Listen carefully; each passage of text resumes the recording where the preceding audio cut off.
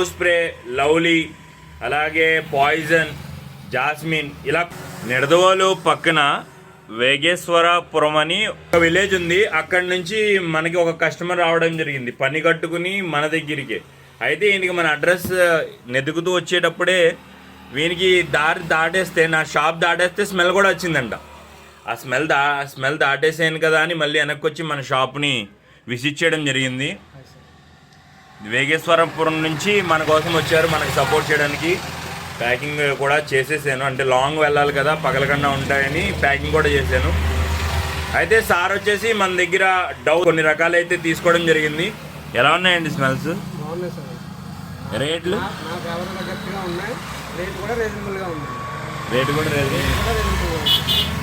Rate కూడా రీజనబుల్గానే వేసాను. పెద్దేమి బాధేను, ఎందుకంటే నేను చిన్న వ్యాపారిని, మనమంతా చిన్నగానే వెదగాలి. ఈయన కూడా చిన్న వ్యాపారి.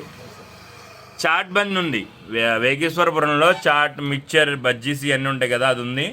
ఒకవేళ మీరు ఎప్పుడైనా వెళ్తే ఒకసారి ట్రై చేయండి.